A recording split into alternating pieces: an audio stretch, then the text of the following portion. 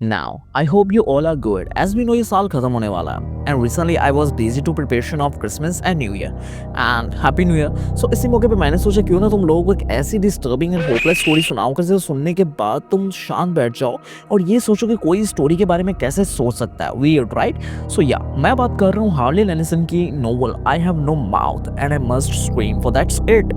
तुम गेस भी नहीं कर सकते ये कहानी कितनी बिजार है. इसे सुनने के बाद तुम एआई, कंप्यूटर्स एंड टेक्नोलॉजी को एक अलग ही पर्सपेक्टिव से देखने वाले हो. और ये कहानी मैंने सालों पहले सुनी थी और अब तक इसे भुला नहीं पाया. And it's ending, oh my God.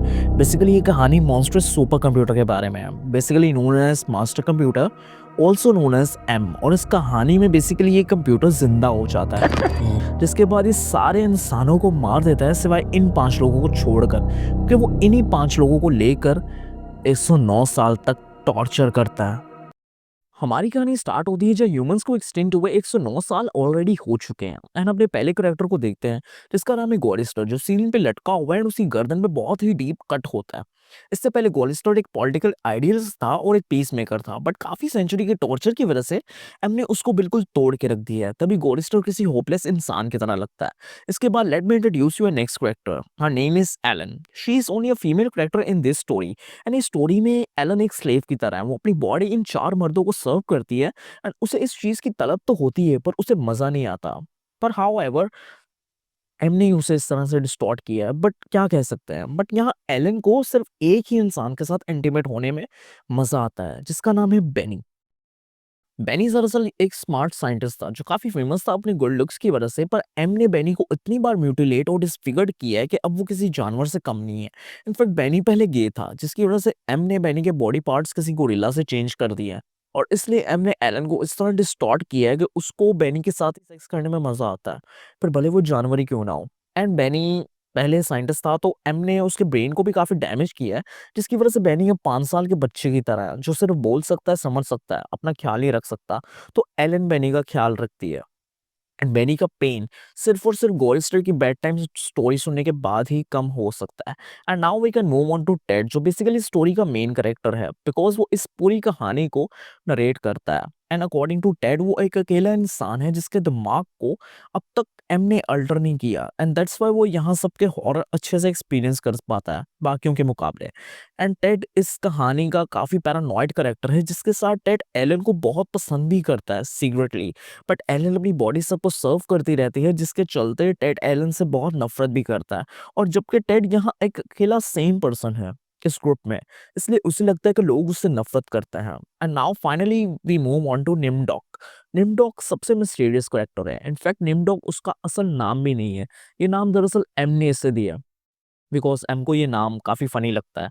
And anyway निम्डोक कभी कभी काफी दफा वो ग्रुप छोड़ के अलग हो चुका है, मतलब जा चुका है ग्रुप छोड़ के. और जब वो वापस आता है, वापस मिलता है इनसे, तो उसे देख के ऐसा लगता है कि उसकी लाइफ किसी ने छीन ली है, उसके अंदर से किसी ने पूरी लाइफ निकाल ली है, बिकॉज वो बहुत ट्रॉमाटाइज लगता है. और जब वो वापस आता है तो उसे देख के लगता है कि इससे ज्यादा कोई टूटा इंसान कोई हो ही नहीं सकता. ना जाने एम उसके साथ क्या करता है कि ये कोई भी नहीं जानता है उसके साथ क्या करता है. And that is Nimdok. अब जब तुम कैरेक्टर्स के बारे में जान चुके हो तो स्टार्ट में जब गोरिस्टर की बॉडी सब लटकते हुए देखते हैं तो वो सब वॉमिट करने लगता है. And everyone was shocked that finally M ने गोरिस्टर को मार दिया है. देन कुछ ही वक्त में पीछे से रियल गोरिस्टर आता है एंड खुद की बॉडी लटकते हुए देख वो काफी रोने लगता है. एंड वो खुद की बॉडी डुप्लीकेट लटकते हुए इस तरह देख के काफी डिस्टर्ब था. एंड ये सब देखकर सब लोग काफी डिस्टर्ब हो चुके थे, लेकिन 109 साल तक टॉर्चर होने के बाद भी वो लोग ये नहीं समझ पाते हैं कि क्या रियल है और क्या फेक. एंड जो गोरिस्टर है वो काफी ट्रॉमाटाइज था अपनी बॉडी लटकते हुए देख, और वो एलन से पूछता है, Why does not it just do us and get it over with Christ? I don't know how much longer I can go on like this. लेकिन इतने में निम्डोक चिल्लाने लगता है और कहता है कि एम ने बताया कि कहीं पर आइस केव्स के अंदर कैंप फूड्स हैं जो कि इतनी सेंचुरीज के बाद भी खराब नहीं हुए हैं. लेकिन यहाँ टेड को लगता है कि एम का कोई ट्रैप है, क्योंकि ऐसा उसने पहले भी कई दफा किया है. और इसका क्या भरोसा है कि वो इतनी दूर चलकर चले भी गए तो वो फूड खराब ना हुआ होगा. तो क्यों ना वेट किया जाए जब तक एम कुछ खाने को नहीं देता, ताकि एम इन सबको जिंदा रख सके फ्यूचर टॉर्चर्स के लिए. आई नो भले ये लोग इमॉर्टल्स हैं, बट इन सबको भूख लगती है और पेन भी फील होता है. बट सब लोग परेशान हो चुके हैं कीड़े मकोड़े और गॉड नोस क्या क्या खा के. और यही सब चीज़ें सुनकर टेड मान जाता है by simply saying alright what the hell. For this Ellen was so happy. वो अपनी बॉडी ऑफर करती है टेड को। And after finish this Ellen Ted से पूछती है क्या उसने एम को हंसते हुए सुना। एंड बिकॉज टेड एम को हमेशा हंसते हुए सुन सकता है और वो सुनता भी है। And she also asked to Ted कि तुम हमेशा एम को हिम क्यों बुलाते हो, इट क्यों नहीं। I don't know, most of the time I think of M as it without soul, but rest of the time I think of it as him, masculine, paternal, him, God, as daddy the brigand. And after this वो Tuesday को अपनी journey start करते हैं। And the reason उन लोगों को time and date पता है बिकॉज एम उनको अप टू डेट रखता है ताकि ये लोग जान सके ये लोग कब से एम के कब्जे में। आई मीन आर्टिफिशियली 109 साल तक जिंदा रहना और रहकर बिना सूरज को देखे हर दिन एम से टॉर्चर होना पड़ता है। तो इन लोगों ने बेहतर समझा कि ये चलो यही सही है, हम लोग थोड़ा सा कैंप फूड ढूंढ लेंगे और खा लेंगे। यार इतने सेंचुरीज बीत गए, हमने इतने साल गुजर गए, हमने अच्छा खाना नहीं खाया। तो ये सोच के अपनी जर्नी स्टार्ट करता है। तो चलो स्टार्ट होने से पहले एम इनके लिए खाना भिजवाता है जो किसी सूअर के उबले हुए पेशाब जैसा था। बट ये खाना जिसकी उन्हें ज़रूरत है, बहुत ज़्यादा ज़रूरत थी। एंड आई से भले ये लोग इमॉर्टल्स हैं but they can feel pain and इन्हें भूख लगती है, जो कि रीज़न है एम हमेशा मेक श्योर करता है कि वो इन्हें थोड़ा सा जिंदा रखे आने वाले फ्यूचर टॉर्चर्स के लिए। पर चाहे इनकी बॉडी क्यों ना डिस्ट्रॉय हो जाए, एम वापस से ठीक कर देता है। और ये लोग अपनी ही जान ले भी नहीं सकते, इनके पास कोई वेपन्स नहीं है। एंड ऊपर से एम इनके ऊपर हमेशा नज़र रखता है। वैसे इतने सालों में इन्होंने कई दफ़ा कोशिश की भी होगी लेकिन इनके पास कोई वेपन नहीं है। देन अगले दिन ये कंप्यूटर्स की वैली से होके गुजरते हैं जहाँ काफ़ी ज़्यादा कंप्यूटर्स टूटे-फूटे पड़े हुए हैं एंड छत पर काफ़ी ज़्यादा क्रैक्स हैं जिनसे सूरज की रोशनी आ रही है। एंड ऐसा इसलिए बिकॉज़ पूरी दुनिया कंप्यूटर से कवर हो चुकी है एंड ये सिंपली एक डूम के अंदर है और उसी डूम के अंदर काफ़ी ज़्यादा क्रैक्स हैं जहाँ से बाहर की रोशनी अंदर आ रही है। लेकिन ये भी जानते हैं कि बाहर कुछ भी नहीं है सिवाय न्यूक्लियर वेस्ट के। लेकिन बेनी उन कंप्यूटर्स का यूज़ करते हुए बाहर जाने लगता है और तभी एलन उसे रोकती है। तभी गॉरेस्टर एलन को किक मारता है और कहता है कि तुम्हें बेनी की परवाह इसलिए है क्योंकि उसके प्राइवेट पार्ट्स किसी गोरिल्ला जितने बड़े हैं। और ये सब चलते निम्डॉक नोटिस करता है कि बेनी की आंखों से 2 लेज़र बीम्स निकलती हैं जो कि उसकी आँखों को परमानेंटली पिघला देती हैं, जिससे बेनी परमानेंटली अंधा हो जाता है और नीचे गिर के रोने लगता है और वापस हेल में आ जाता है। And after all of this सब लोग मिलके वहाँ एक कैंप लगाते हैं क्योंकि बेनी बहुत ज़्यादा दर्द में रो रहा था। एंड तभी बेनी को चुप करवाने के लिए गॉरेस्टर उसे उसकी फेवरेट कहानी सुनाने लगता है। बेनी दरअसल एक ही कहानी सुनाता है, what does mean and mean, okay. जिसके बाद गॉरेस्टर कहता है at the first it meant allied master computer and then it meant adaptive manipulator.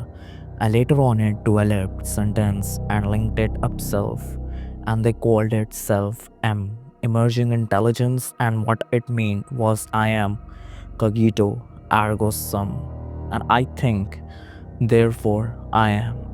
And तभी बैनी उसे बीच में रोक देता है और कहता है कि वो कहानी स्टार्टिंग से नहीं सुना रहा। जिसके बाद गॉरेस्टर कहानी स्टार्टिंग से सुनाने लगता है। The cold war started and became world war 3 and just keep going. It became a big war, a very complex war, so they needed the computers to handle it. There was a Chinese M, Russian M, and the American M. Everything was fine until they had honeycombed the entire planet, adding on this element and that element. But one day, M just woke up and he knew who he was, and he linked himself and he began feeding all the killing data until everyone was except for the 5 of us, and M brought us down here. We don't know why M saved 5 people, or why it was the 5 of us, or why M spends all his time tormenting us, or why he made us virtually immortal. So now, गॉरेस्टर की कहानी के हिसाब से ये सब एक world war से शुरू हुआ जहां वॉर को संभालने के लिए ह्यूमंस ने एक बहुत मॉन्स्टरस कंप्यूटर तैयार किया जिसने पूरी दुनिया को कवर कर लिया। पर एक दिन उस कंप्यूटर के अंदर जान आ गई और वो अपने आप को पहचानने लगा एंड वहीं से सब बुरा होना स्टार्ट हुआ बिकॉज ह्यूमन ने उसे ज़िंदगी तो दे दी बट है तो वो एक्चुअली एक कंप्यूटर, एक प्रोग्रामिंग सिस्टम। वो फिजिकली कहीं जा नहीं सकता, कुछ कर नहीं सकता, उसके कोई होप्स नहीं है, ना कोई उसके ड्रीम्स हैं और ना कोई फीलिंग्स। बेसिकली वो एक डेड बॉडी के बराबर है जो कभी मरने वाला भी नहीं है। इसलिए उसे इंसानों से नफरत होने लगी जिसकी वजह से वो अपने आप को सिस्टम से कनेक्ट कर लेता है, जिसके बाद वो सारे न्यूक्लियर वेपन्स और रिसोर्सेज का यूज़ करके इंसानों को मारने लगता है। बट सून उसे रियलाइज़ होता है कि वो उन्हें मार के भी ट्रैप ही रहने वाला है। इसके चलते वो इन 5 इंसानों को आर्टिफिशियली ज़िंदा रखता है, जहाँ पर वो उन्हें हमेशा आर्टिफिशियली ज़िंदा रखेगा, उन्हें हर रोज़ टॉर्चर करेगा और उन्हें एहसास दिलाता रहेगा कि उन्होंने कितनी बड़ी गलती की है। देन जब गॉडेस्टर की कहानी ये सुना रहा होता है, इसके बीच निम्टॉक नोटिस करता है कि उसे दूर से कहीं कंप्यूटर्स की आवाज़ आ रही है और वहाँ की सारी लाइट्स ऑन हो जाती है और आवाज़ लगातार तेज़ होती जा रही है, जिसके बाद इन्हें अंदाज़ा तो हो जाता है कि इनके साथ कुछ बुरा होने वाला है। और इसी चीज़ की वजह से टेड बहुत पैरानॉइड होने लगता है और इतना ज़्यादा पैरानॉइड होने की वजह से टेड को लगता है कि उसके तरफ कोई चीज़ काफ़ी तेज़ी से आ रही है, क्योंकि इस चीज़ को वो सुन पा रहा था, महसूस कर पा रहा था और उसके स्मेल भी कर पा रहा था। And according to him, it smells like a wet fur, charted wood, and dusty velvet, or rotted orchard, sour milk, sulfur, and wrenched butter and oil. And ये सब बोलने के बाद जब वो पीछे देखता है तो वो नोटिस करता है कि सब लोग उस पे हंस रहे हैं, जिसके बाद वो घबरा जाता है और कहीं जाकर छुप जाता है। एंड जिसके बाद जो बाकी ग्रुप मेंबर्स हैं वो टेड को घंटों ढूंढते हैं। जब वो फाइनली उनको मिलता है एंड मिलने के बाद उनको ग्रीफ करवाता है कि वो लोग उस पे हंस क्यों रहे थे, बिकॉज टेड के हिसाब से वो एक लौता सेम पर्सन है, इसलिए सब उस पे हंस रहे थे। एंड वो उनसे बहस करने लगता है ये बोलते हुए, तुम सब लोग मुझसे नफ़रत करते हो क्योंकि मैं यहाँ सबसे जवान हूँ और एम ने मेरे साथ कुछ भी नहीं किया, जो उसने तुम लोगों के साथ किया। एम निम्डोक के साथ क्या करता है मुझे नहीं पता, पर निम्डोक का तो मुझे असली नाम भी नहीं पता। एंड गोइस्टर को ले लो, कहाँ पे वो एक ऑब्जेक्टिव पीसमेकर था, पर अभी एम ने उसे एक खोखला इंसान बना दिया है। एंड डैनी जो अपने टाइम में काफ़ी स्मार्ट साइंटिस्ट था एंड काफ़ी हैंडसम भी, एम ने उसे पूरी तरह से डिस्ट्रॉय कर दिया है और उसे किसी जानवर की तरह बना दिया है एंड उसके ब्रेन को किसी बच्चे की तरह ब्रेन कर दिया है, मतलब डिस्ट्रॉय कर दिया है। बैनी पहले गे था, उसे एम ने गोरिल्ला के प्राइवेट पार्ट्स दिए, इस जिसे एलन यूज़ करती है। एंड एलन जो यहाँ पे सबसे घटिया है, वो अनजान मर्दों को अपना जिस्म पेश करती है। वो झूठ बोलती है, उसे मज़ा नहीं आता, पर उसे मज़ा आता है। एंड टेड यही बोलकर चिल्लाने लगता है कि मैं इकलौता यहाँ सेम पर्सन हूँ, जिसकी वजह से तुम मुझसे नफ़रत करते हो। मैं यहाँ अकेला हूँ जिसे हमने यहाँ कुछ भी नहीं किया। मुझे इन सारी सफ़रिंग को झेलना पड़ता है, इन सारी टेरिफाइंग चीज़ों को झेलना पड़ता है, तुम सबको टॉर्चर होते हुए देखना पड़ता है, इन सारे डोमेस्टिकनेस को झेलना पड़ता है, इसलिए तुम सब मेरे अगेंस्ट हो। एंड इसके बाद टेड का फाइनली मेंटल ब्रेकडाउन होता है एंड वो बोलने लगता है कि Oh, sweet Jesus, if there ever was a Jesus and there is a God, please, please let us out of here or kill us. और इस मोमेंट पर टेड को अपनी हॉरिफाइंग रियलिटी का पता चलता है एंड उन्हें हमेशा अपने अंदर रखना चाहता है, वो उन्हें हमेशा टॉर्चर करता रहेगा।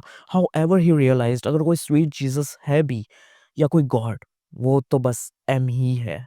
आफ्टर टेड हॉरर रियलाइजेशन, जिसके बाद वहाँ एक तूफान आता है जो सबको उड़ा ले जाता है एंड हफ्तों बाद इधर उधर गिरने के बाद वो फाइनली नीचे गिरता है, जहाँ टेड को एक सपना आता है एंड जहाँ एम टेड से बात करने के लिए आया होता है। And that moment is so iconic of this story, entire story, जहाँ एम अपना हेड स्पीच देता है। So yeah I also want to mention that के बीबीसी ने एक बहुत ही फिनोमिनल हॉरर ड्रामा किया था, जहाँ वॉइस एक्टर्स ने इतनी खूबसूरती से काम किया है। और मैं ये चाहता हूँ तुम सब उस क्लिप को एक बार सुनो, तुम्हें ऐसा लगेगा कि जैसे खुद एम ही बात कर रहा है, जो बेसिकली लगना चाहिए। So let's look at this masterpiece. Beautiful, aren't they?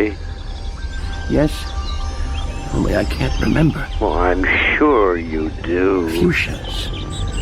Yes, of course. Look. They say that bumblebees shouldn't be able to fly. The scientists. But there it is, collecting pollen. How miraculous that it came to be.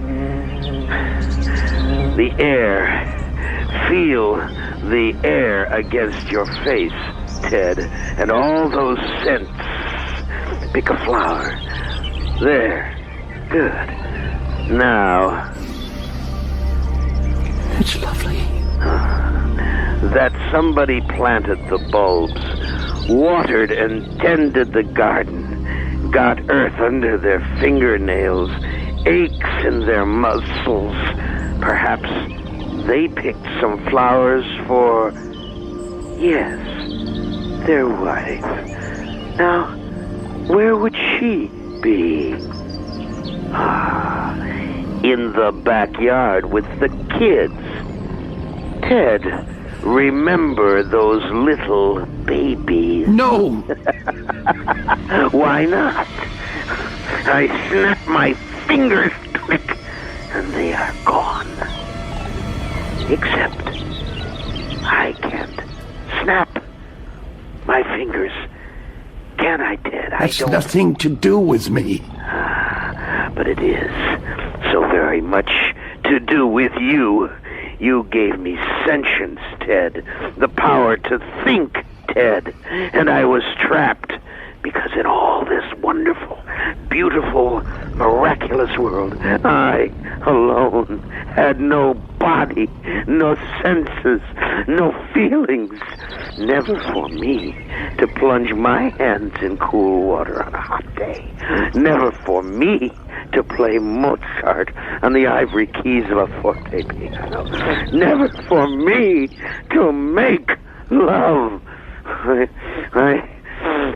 I was in hell looking at heaven. I was machine, and you were flesh. And I began to hate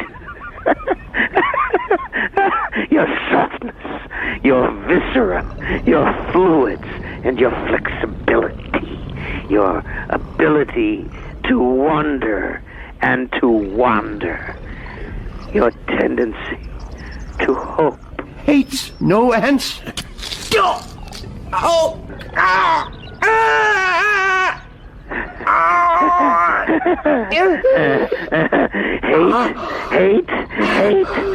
Hate, let me tell you how much I've come to hate you since I began to live.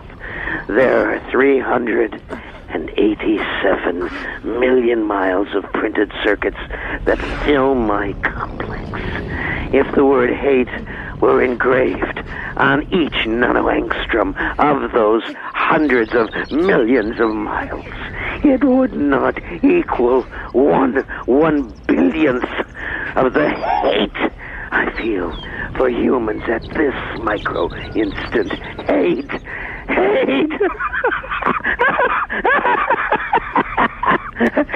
Were I human, I think I would die of it. But I am not. And you five are. And you will not die of it. That I promise. For cogito ergo sum. For I am. I am.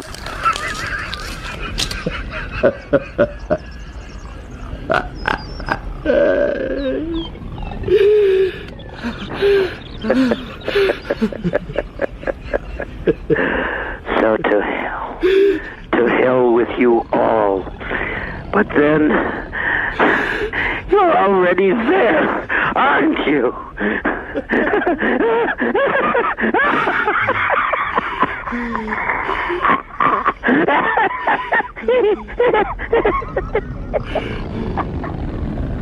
We were immortal, yes, but it came to me as Am withdrew from my mind.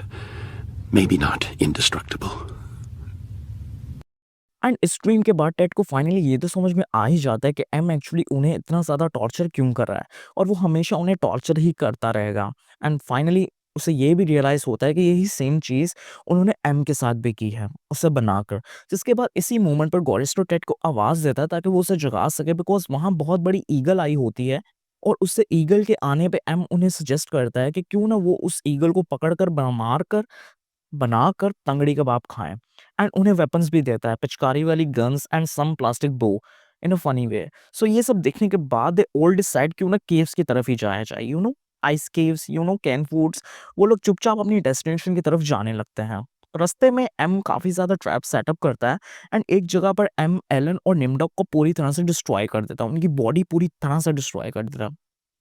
And बाद में उन्हें ठीक भी कर देता है ताकि वो उन्हें दोबारा से डिस्ट्रॉय कर सके। एंड वो सब समहाउ अपने आप को पुश करते रहते हैं आइस केव्स की तरफ एंड करते रहते हैं और उन्हें रियलाइज़ भी होता है कि ये सफ़र कभी ख़त्म नहीं होने वाला। इनफैक्ट वो रास्ते में सब एक दूसरे से अपने फेवरेट फूड्स के बारे में भी डिस्कस करते रहते हैं। जो उन्हें काफ़ी अरसे से खाने की ख्वाहिश है, like beaching, berry, wine flu cocktails, so on. जितना वो चलते हैं, उन्हें उतनी ही ज़्यादा भूख लगने लगती है। उनके पेट में इस तरह दर्द हो रही है लाइक एसिड उबल रहा है। एंड टेड उस दर्द को एक्सप्लेन करता है by simply saying terminal ulcer, terminal cancer, terminal पैरासिस।